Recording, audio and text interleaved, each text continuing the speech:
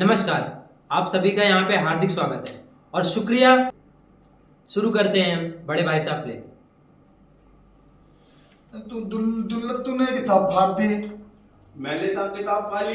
तो तुम बोले थे मेरे थे भाई मैं मंजन, अरे ओ मंजन, तू क्या करते रहता है सारा दिन? ऊपर मैं सब्जी भाजी तरकारी लेने जा रही हूँ और जाके मेरा झोला लेके आ। ठीक है थोड़ा सा इसके साथ में। देखो मारती रहती तो वहाँ क्या घुस गया? बाहर निकल, निकल।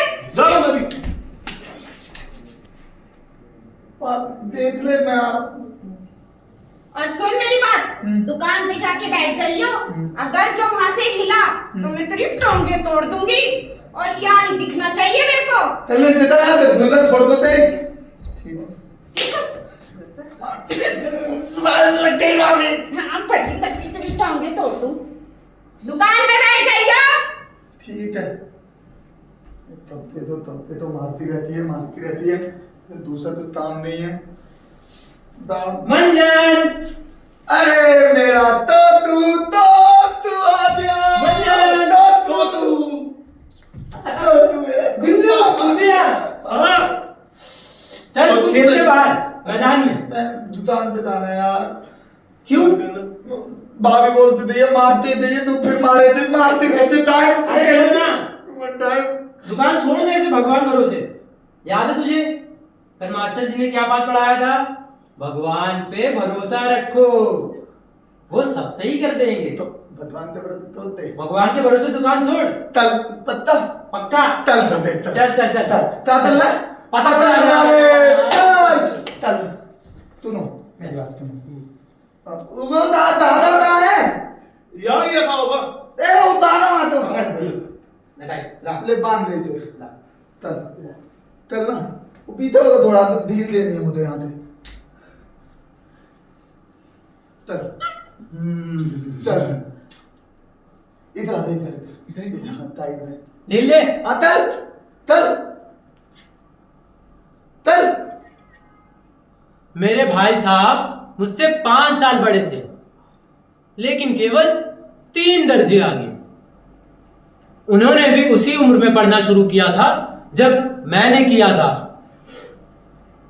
लेकिन तालीम जैसे महत्व के मामले में वो जल्दबाजी से काम लेना पसंद ना करते थे। 1 साल का काम 2 साल में करते थे और कभी कभी 3 साल भी लग जाते थे। वो कहते हैं ना भाई साहब कि बुनियाद ही पुख्ता ना हो तो मकान कैसे बने। तीसरी तक गई उसकी कटी। अच्छा तू ताली अब ताली काली हाँ ताली। मैं छोटा था, वो बड़े थे। मेरी उम्र 9 साल की थी और वो 14 साल के थे। उन्हें मेरी निगरानी और तंबीह का पूरा और जन्मसिद्ध अधिकार था और मेरी शालीनता इसी में थी कि उनके हुक्म को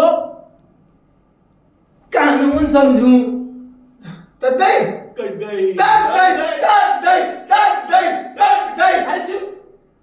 अपनी कटी है, अपनी तत्ते लपेटो।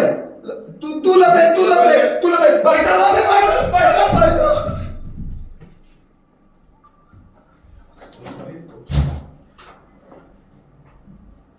कविता में ऐसा क्यों कहा गया होगा? तेज बारिश होने पर सड़कें नदी बन जाती हैं। वो स्वभाव से बड़े अध्ययनशील थे, हरदम किताब खोले बैठे रहते और शायद दिमाग को आराम देने के लिए कभी कॉपी पर, कभी किताब के हाशियों पर चिड़ियों, कुत्तों और बिल्लियों की तस्वीरें बनाया करते थे।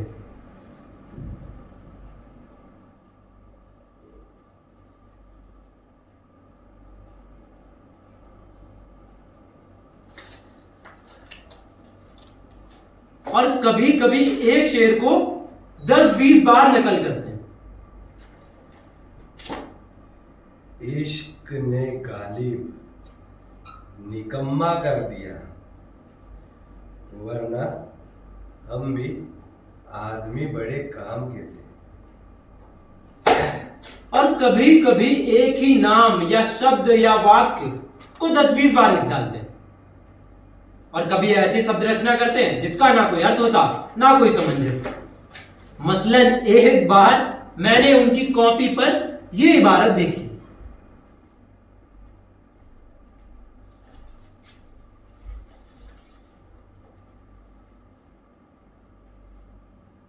स्पेशल अमीना भाइयों भाइयों,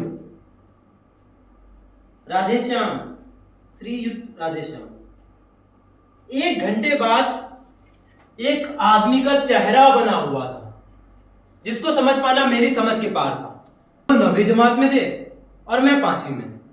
अब भाई साहब से पूछने का साहस मुझ में ना था। उनसे पूछना यानी कि छोटा मुंह और बड़ी बात थी।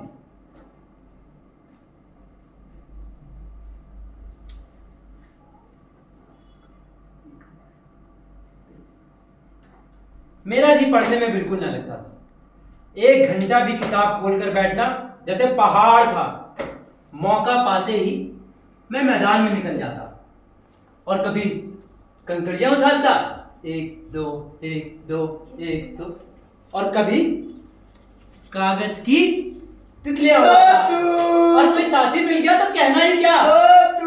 मंजन मंजन मंजन मंजन मंजन गुल्लू। क्या नाम उसका? तोतू। अबे तोतू नहीं, तोतू बोल। तोतू। तू तोतला नहीं है, तू तोतू बोल। तोतू तोतू। भाई तुमने तो बोला तोतू। तमदा दे भाई, तमदा दे यार। छोटू छोटू तोतू। छोटू भाई पहले बोलते ना। छोटू गुल्लू। ये मेरे दांत अरे टूट हटा, गए। हटा। इतनी दुल्ले फोड़ दूंगा मैं किसी दिन। हटा हटा इसको हटा। चल करने क्या है? अब हम खेलेंगे दिल्ली दंगा। ठीक है, आज मैं दिल्ली आज मैं दंगा खेलूंगा, मेरी बात। तो मेरी दिल्ली दंगा मैं खेलूंगा। ये अलग है यार तेरी। तेरा आज खेले ले, तेलना तेल ना जा रहा हूं फिर। चल चल चल, मैं भी खेलूंगा, मेरी बारी। हां ठीक है। चले। हाँ ओ उधर जा, उधर छाती पे बैठ रहा है उधर। ठीक है हां सही है। हां ले ले इधर ले, इधर ले रख उसको वहीं। अरे नहीं यार, इधर आउट हो जाने रुक, रुक। चल। अरे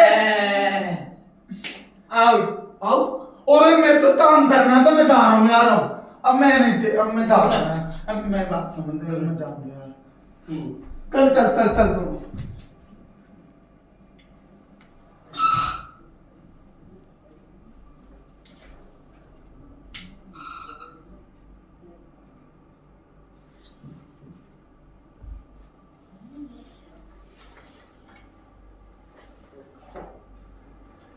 और भाई साहब को देख के मेरे प्राणी सूख जाते हैं।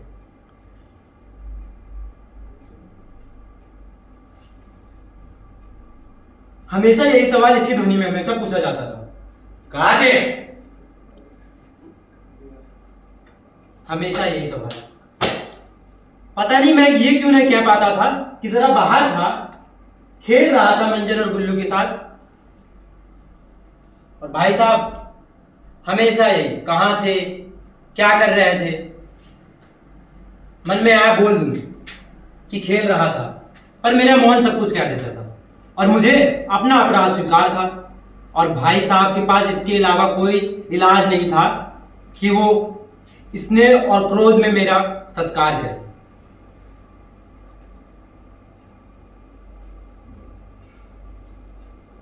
आई एम छोटू। आई इस तरह अंग्रेजी पढ़ोगे? इस तरह अंग्रेजी पढ़ोगे तो पढ़ते रह जाओगे और एक हर्फ ना आएगा अंग्रेजी का। नहीं तो ऐरा गहरा नत्तू गहरा हर कोई अंग्रेजी नहीं पढ़ पाता। यहां रात दिन आंखें फोड़नी पड़ती है और खून जलाना पड़ता है, तब जाके विद्या आती है। और आती क्या है?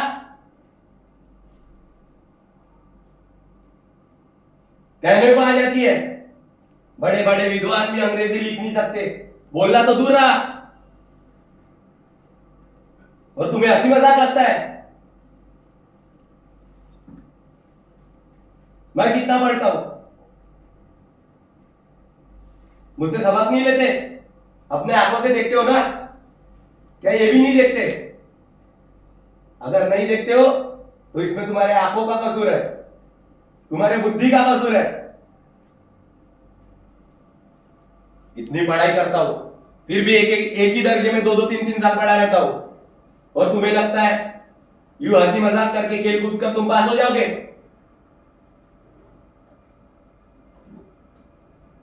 इसी तरह रहना है तो गांव चले जाओ, रहो घर में और मजे से गिल्ली डंडा खेलो। दादा की गाड़ी कमाई का पैसा यूं ही बर्बाद ना करो।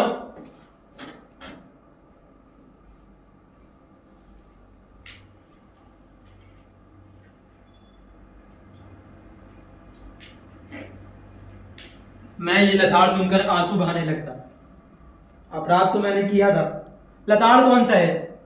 भाई साहब उपदेश देने की कला में निपुण थे। ऐसी ऐसी लगती बातें कहते, ऐसे ऐसे सुक्ति बाढ़ चलाते कि मेरे जिगर के टुकड़े टुकड़े हो जाते। और मैं ये निर्णय करता कि क्यों ना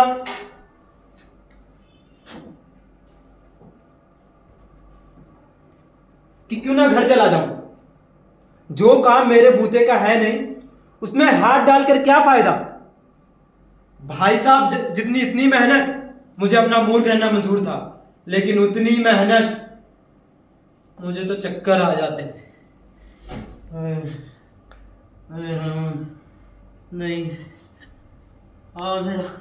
मेरा सर फटा जा रहा। भाई साहब अपना मुझे घर बुला लो, मुझसे उतनी मेहनत नहीं होगी। हाँ। लेकिन 1-2 घंटे बाद दुख के बादल छट जाते और मैं ये निर्णय करता कि मैं आज से, अभी से जी लगा कर पढ़ूंगा भाई साहब जितना। और मैंने तुरंत एक टाइम टेबल बनाने का निर्णय किया।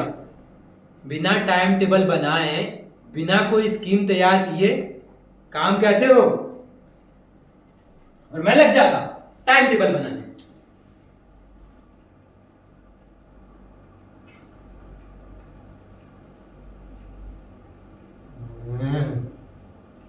टाइम टेबल में खेल कूद की मत बिल्कुल उड़ जाती।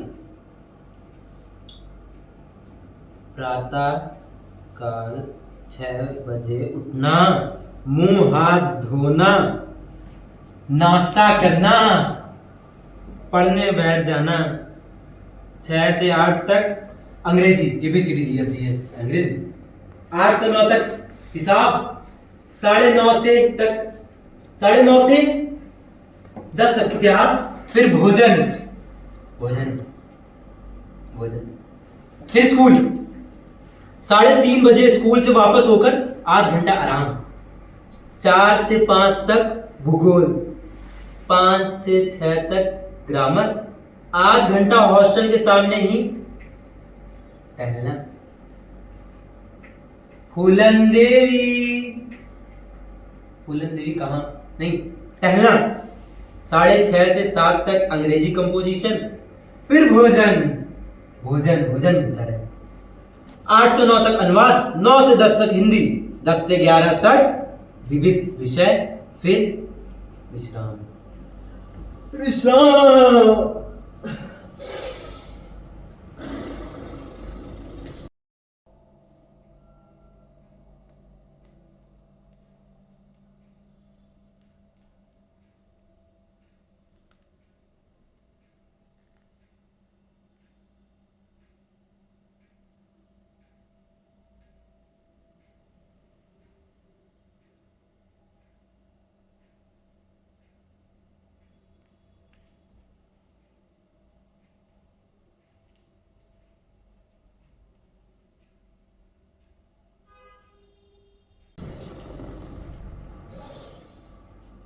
ओए, कौन है?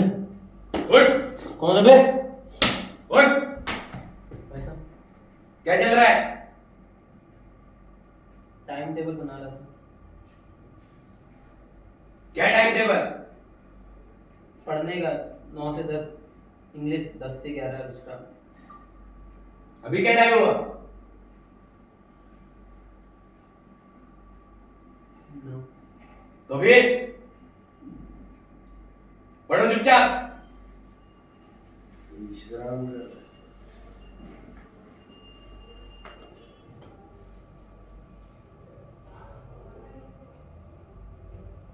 राम घर जा रहा। मगर टाइम टेबल बना लेना एक बात है और उस पर अमल करना दूसरी बात। मैं मौका पाते ही मैदान में आ जाता और कभी फुटबॉल की तरीके उछल कूद मंजन छोटू छोटू छोटू छोटू और कभी तुल्ले फोड़ दूंगा सामने मत आया तू जितने रात दोस्त मिला है मेरा अरे रुक जा। मेरे भी तो दोस्त- आप कबड्डी तबती दे लेंगे आओ। चलो इस बार देख कैसे आएगा। फिर फिर वो कबड्डी के दाव भाग और खेल कूद में पढ़ने की मत बिल्कुल उड़ जाती और अनिवार्य रूप से ये खेल कूद मुझे मैदान की ओर ले जाता। वाह, कबड्डी कबड्डी कबड्डी कबड्डी कबड्डी कबड्डी कबड्डी कबड्डी हार मानता है नहीं हाँ, मानता है नहीं है? और भाई साहब को नसीहत और फजीहत का अवसर मिल जाता है। कबड्डी कबड्डी कबड्डी हार मान ले। छोटू छोटू हार मान हाँ, छोटू बड़े भाई साहब, बड़े भाई साहब, बड़े भाई साहब। तो तू और मैदान की वो सुखद हरियाली हवा के वो झोंके हवा के वो झोंके हवा के वो झोंके मंजन हट। क्या है ये? आगे जोगे पढ़ने बैठो चुपचाप।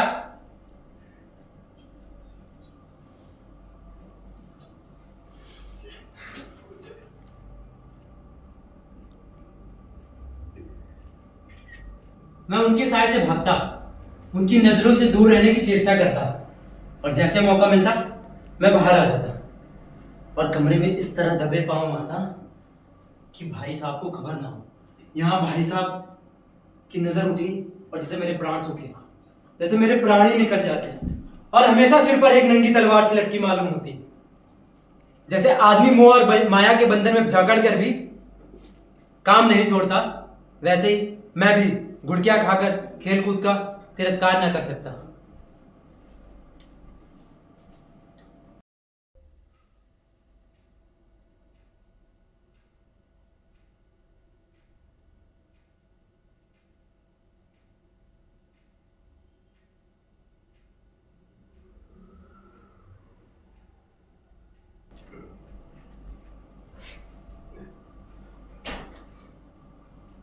सालाना इम्तिहान हुआ, भाई साहब फेल हो गए, मैं पास हो गया और दर्जे में अव्वल भी आया। अब मेरे और भाई साहब के बीच केवल 2 साल का अंतर रह गया। जी मैं आया उनको आड़े हाथे लूं, बोलूं अब कहाँ गई आपकी वो घोर तपस्या।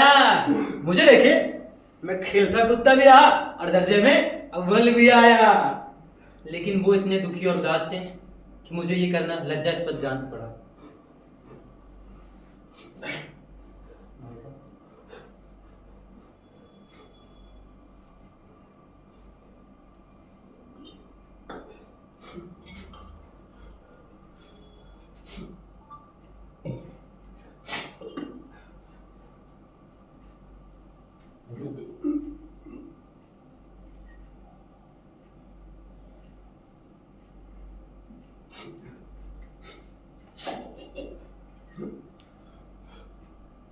अब मुझे भाई साहब का वो डर न रहा। अब मैं आजादी से खेलकूद में शरीक होने लगा। जी मैं आया, अब अगर उन्होंने कुछ ऐसा करा तो मैं साफ बोल दूंगा, आपने अपना खून जलाकर कौन सा तीर मार लिया। मैं तो खेलकूद में अव्वल भी आया और पढ़ाई में भी अव्वल आया।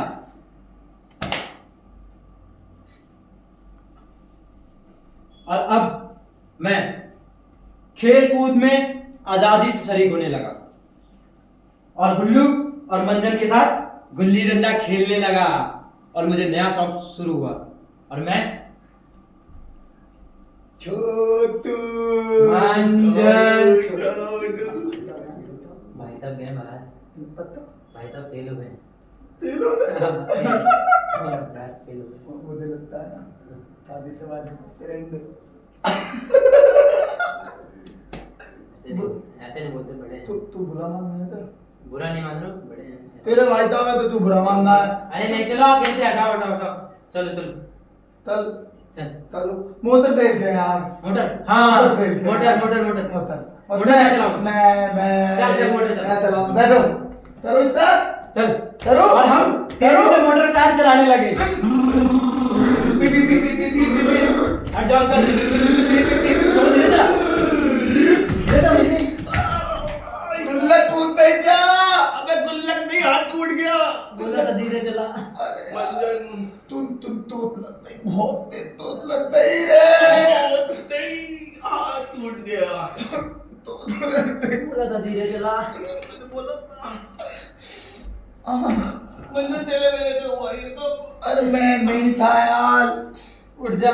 चलो चलो अब दोबारा खेलते हैं।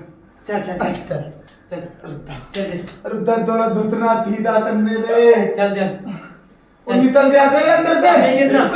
दे दियो निकल गया था। नहीं निकला, नहीं निकला। चल चल चल चल। वैसे मोटर कार नहीं यार पढ़ने जाना है। भाभी के पास जाना है दुकान पे। तुम हाथों की दुकान पे जाना है। चलो सारा चलो। हाथ खुद देती नहीं। आओ। नहीं तुम मत दिए, तुम तुझे देते तो चिढ़ती है वो और पिटवा देना तू मुझे। चल चल चल चल। भाई साहब तू निकल जा भाई साहब।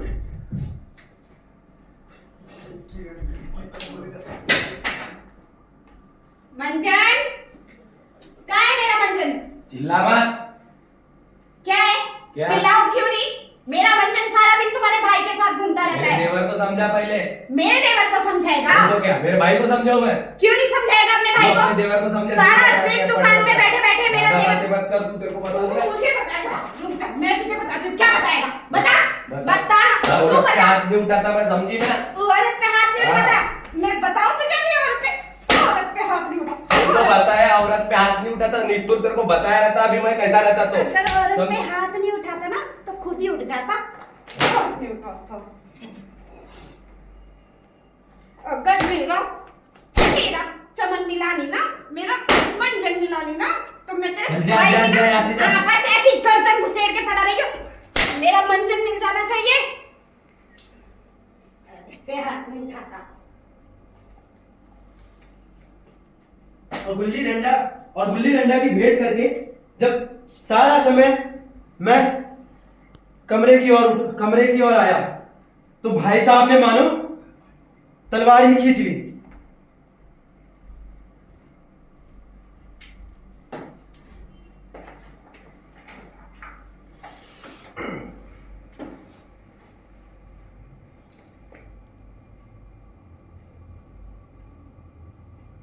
तुमने देखा कि चित्र में कोई काम हो रहे हैं? देखता हूँ। इस साल इम्तिहान में पास हो गए और अव्वल आ गए तो तुम्हें दिमाग आ गया है। मगर भाईजान घमंड बड़े बड़े का ना रहा। इतिहास में रावण का हाल तो पढ़ा ही होगा या यूं ही पढ़ गए? बोलो, पढ़ा या नहीं पढ़ा? पढ़ा है। तो फिर क्या उपदेश लिया तुमने उससे?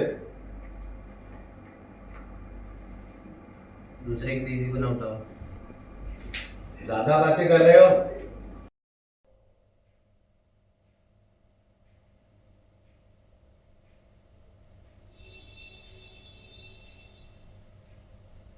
रावण चक्रवर्ती राजा था। ऐसे राजाओं को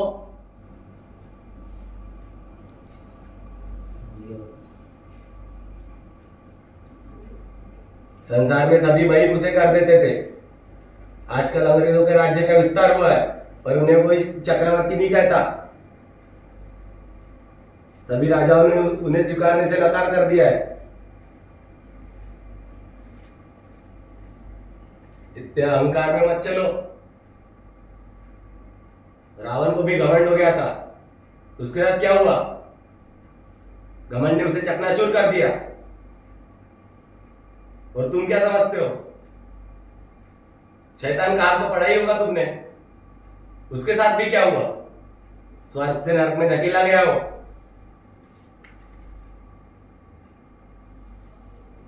उसे भी घमंड आ गया था ना कि ईश्वर का उससे बड़ा कोई भक्त नहीं है। और रोम का राजा शायरोम, उसे भी अहंकार चढ़ गया था। भीख मांग मांग कर मर गया हो। और फिर तुम्हारी क्या हस्ती है? केवल एक दर्जा पास करके तुम खुद को शेर समझने लग गए। भाई मैं महज फेल हो गया हूं, पर मेरे दर्जे में आओगे, अलजेब्रा, ज्योमेट्री, इंग्लिस्तान का इतिहास समझ पाओगे तुम?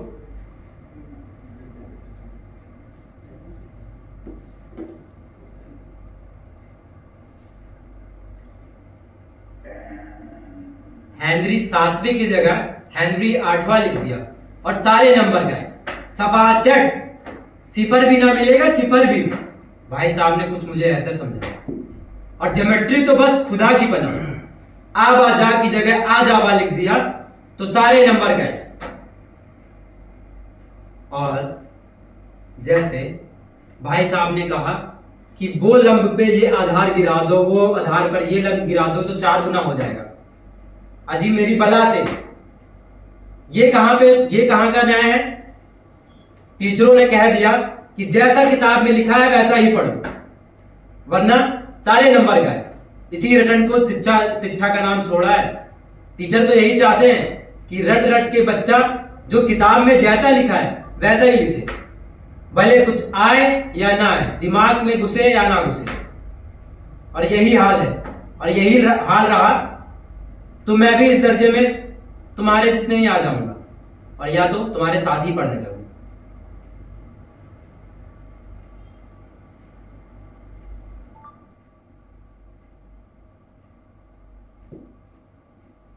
समय के पाबंदी पे एक निबंध लिख दो। ये कहते हैं वो लोग, भली 4 पन्ने का समय के पाबंदी पे निबंध कोई लिख सकता है? किताब खोलिए, हाथ में कलम लिए और नाम रोइए। ऐसा होता है भला? ये सब कर पाओगे तुम? आखिर बताओ, समय की पाबंदी बहुत अच्छी चीज है, ये किसको नहीं पता है? उससे लोगों के जीवन में संयम आता है, कारोबार में उन्नति होती है। पर नहीं, इन लोगों को तो 4-4 पन्ने लिखवाने अपने से। क्या लिख पाओगे तुम? जो बात एक वाक्य में कही जा सकती है उसे आखिर भला मैं 4 पन्ने में क्यों लिखूं? ये सरासर अन्याय है छात्रों के साथ। और उसपे ये लोग ये कहते हैं कि हम अध्यापक हैं। समझे? मेरे दर्जे में आओगे लाला तो आटे दाल का भाव पता लगेगा और पापड़ मिलने पड़ेंगे। मैं भले ही फेल हो गया हूं, पर मैं तुमसे बड़ा हूं। मेरी बात मानिए, गिरे बांधिए, नहीं तो पछताएंगे।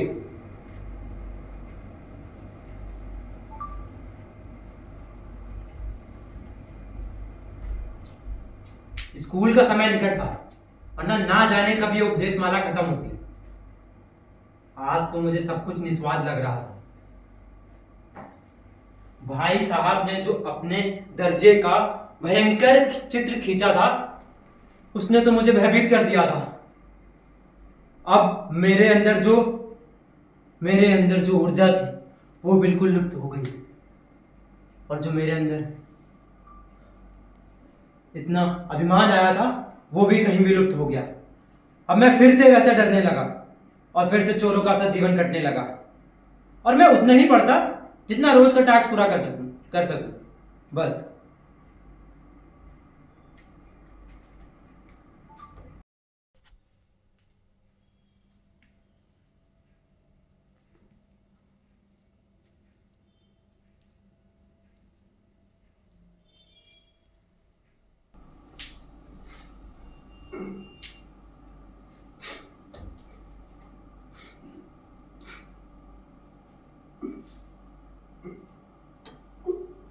फिर सालाना इम्तिहान हुआ।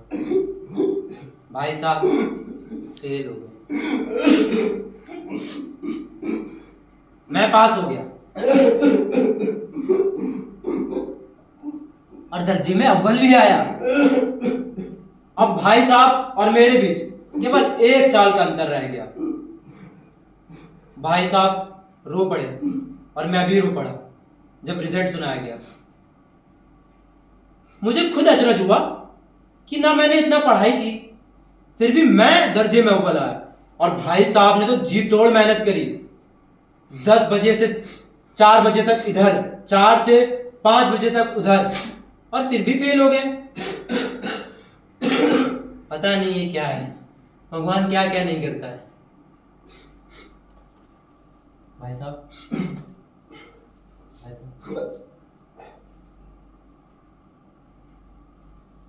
भाई साहब काफी दुखी थे और मेरे दिमाग में एक विचार आया कि कहीं अगले साल भाई साहब और मैं एक ही क्लास में ना पढ़ने लगे तो वो किस आधार पर मेरी फजीहत कर सकेंगे। पर मैंने ये विचार बलपूर्वक दिमाग से निकाल डाला और पता नहीं अब भाई साहब कुछ ज्यादा नरम पड़ गए। वो कहीं कहीं डांटने का अवसर पाकर भी वो धीरज से काम लेते थे और मुझे डांटते नहीं थे, और मैं भी उनकी इस भलाई का फायदा उठाने लगा और खेल कूद में आजादी से शरीक होने लगा। मंजन और गुल्लू, हम दोनों का पतंग उड़ाने का नया शौक पैदा हुआ। तो तू मंजन तो तू मंजन तो तू मंजन तो तू मंजन गुल्लू। तू दुल्ला फोड़ दो दे दुल्ला। मैंने क्या कहा? मैं तो भी दी करता है। तो तू तो बोला तुमने। छोटू हाँ तो तू इसको क्यों लाता है यार? मैं नहीं लाता, पीते पीते घूमता है। चलो पतंग उड़ाएंगे। पीते नहीं उड़ा रहे। चल मैं भी- उधर बैठ चलता हूँ। चल मैं उड़ाऊँ। चल इधर इधर चल पीते ते उड़ानी तो इधर तो चल चल चल। चल दिल दे। तू तो तू बता ए तीत तू बता बोल तत्व तू बोलना। बुरा तो नहीं माने था। हाँ बता बता। तेरे भाई साहब हाँ। बात हो दे फेल फिर फेल हो गया। दुल्ला फेल हो गए। तो तुम मैं पूछ रहा था हाँ। कि तेरे भाई साहब 2 हैं हाँ। वे दादी ते बादी पलंदे क्या नहीं पास हो जाएंगे, इस बार फेल हो गए। बता पक्का पक्का। ठीक है तो एक और बात बता मुझे तुम बता बता पूछ। उनकी दादी हो जाएगी हाँ हो गई। बत्ता भी हो जाएगा, अच्छा हाँ हो फिर गया। दोनों इख्तिलाफ में पलंदे हो। ऐसा मत बोलो यार। अच्छा बुरा मानने पकड़ा गया। दुकान छोड़ छोड़ हाँ, के पिता ने- घूमता है। तुम भी दुकान पे बैठने के लिए बोला था ना। सुन यहाँ से निकलेगा, यहाँ से निकलेगा। पूछ लूंगा पहले मैं बात तुमने बस। दुकान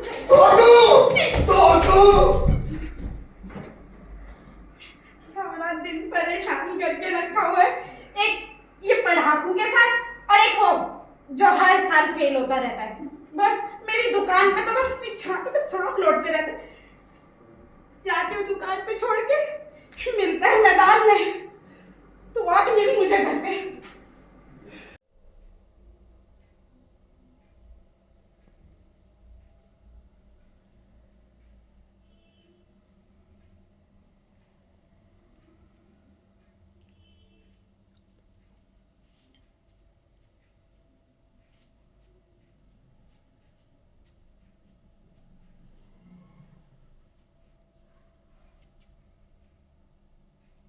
समय हॉस्टल से दूर जब हमें कलकौवा लुटने जा रहे थे, हम मंजन और मेरा दोस्त गुल्लू चल कलकौवा वो कलकौवा बल्ली बल्ली लगाइए आकाश की तरफ बस देख रहे हैं। अगर में कलकौवा उड़ रहा है, ना ड्रोन ना गाड़ियां ना कुछ, और हम उसको लूटने बेतासा दौड़ रहे हैं। भाई का बोल दिया। भाई साहब मेरी बात सुन लो। मैं नहीं तो भाई साहब मेरी बात तो सुन लो भाई साहब एक मिनट रुक जाओ भाई साहब रुक तो जाओ मेरे तो अल्लाह मैं तुम फिर मैं होता होते देख लेना आपकी भाभी। ना ड्रोन ना गाड़ियां, बस मैं आकाश की तरफ हूँ कटोवे को देख रहा था और बस लूटना चाह रहा था। और उसी समय पता नहीं कहां से भाई साहब से मेरी मुठभेड़ हो गई। भाई साहब भाई साहब भाई साहब भाई साहब, इन बाजारी लड़कों के साथ इसी तरह कनकौवे उड़ाओगे या दौड़ लगाओगे? भाई साहब को पता नहीं। बताओ, तुम्हें पता? अब तुम नीची जमात में नहीं हो, मुझसे केवल एक जमात नीचे में हो, समझे? 8वीं दर्जा है। एक जमाना था कि 8वीं दर्जे में आके लोग मैजिस्ट्रेट बन जाते थे, और तुम क्या कर रहे हो? तुम्हें जरा भी शर्म नहीं है? हाँ, है या नहीं है? जी भाई। शर्म कर लो थोड़ी। इसी तरह करते रहोगे, खेलते रहोगे, कूदते रहोगे तो तुम आगे बढ़ चुके। और तुम ये मत सोचो कि मैं तुम्हें कुछ बोल नहीं पाऊंगा। भले मैं तुमसे केवल एक दर्जा आगे हूं और तुम मुझसे केवल एक दर्जा नीचे हो, पर मैं तुमसे पूरे 5 साल बड़ा हूं, समझे? और मुझे ये अधिकार हमेशा रहेगा, ये खुदा भी नहीं मिटा सकता। चाहे तुम कितना भी पढ़ लो या मैं कितना पढ़ लूं, हमारे अम्मा और दादा को बोलने का अधिकार हमेशा रहेगा हमें, समझे ना? वो इंग्लिश था, अलजेब्रा, ज्योमेट्री ये सब नहीं पढ़े, फिर भी उन्हें अनुभव है अपने से ज्यादा। खुदा ना करे अगर मेरी आज तबीयत खराब हो गई तो तुम क्या करोगे? घबरा जाओगे और तुम्हारी तरह कुछ कर पाओगे? और तुम्हारी जगह दादा रहे तो पहले मुझे देखेंगे मैं ठीक हूं या नहीं हूं, फिर डॉक्टर को आवाज देंगे, समझे?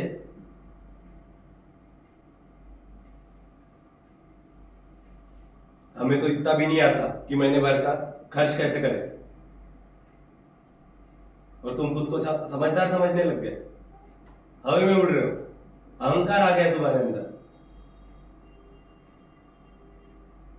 30 दिन का पैसा 20-22 दिन में खर्च कर देते हैं अपन। अपने हेडमास्टर का हाल तो देखा ही है ना तुमने, ऑक्सफोर्ड से पढ़े हो, 1000 रुपए तनख्वाह आती है उनको। घर कौन चलाता है? उनका घर कौन चलाता है पता है? उनकी बूढ़ी माँ।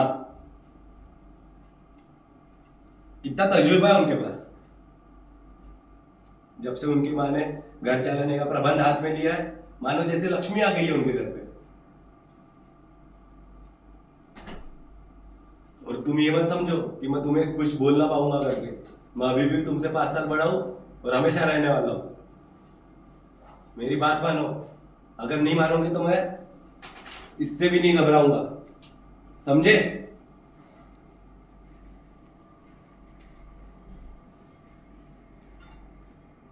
भाई साहब की ये नई युक्ति देख के मैं नतमस्तक हो गया।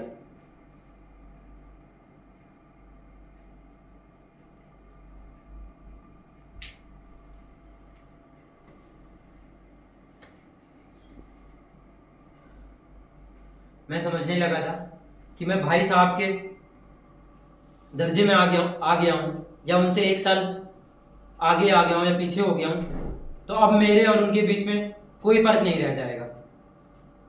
मगर मुझे ये समझ में आ गया था कि दर्जा एक होने से लोग एक नहीं हो जाते, अनुभव बड़ा होता है।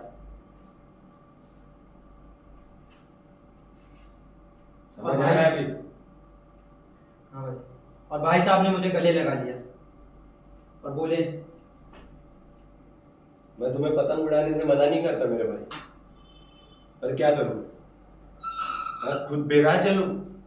आखिर तुम्हारी जिम्मेदारी भी तो मुझ पर है, आखिर यह भी तो मेरा कर्तव्य है।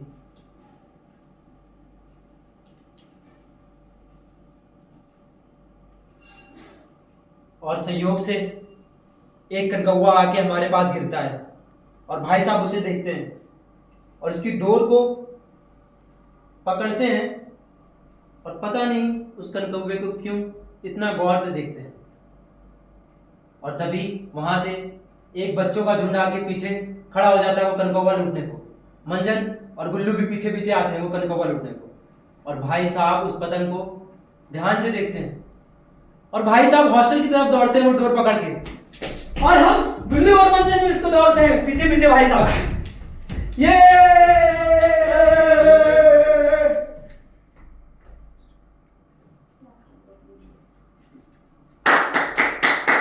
शुक्रिया आप सबका, आप सब यहाँ पे आए। तो ये हमारी पहली प्रस्तुति थी बड़े भाई साहब और मेरा पहला नाटक हमारा मतलब मेरा और अनूप का। आप सब आ जाओ। अनूप, शुक्रिया आप सब यहाँ पे आए। ये है अमय भाटी, मोनिका दी, अश्वनी राठी और हमारे बड़े भाई साहब अनूप सोमकर और मैं जैसे कि मुकेश। और ये नाटक प्रस्तुत किया गया डिजायर स्टूडियो एंड रस थिएटर के प्रोडक्शन से, वरना ये पॉसिबल था नहीं। तो शुक्रिया हमारे गजराज सर जी का, राजन सर का।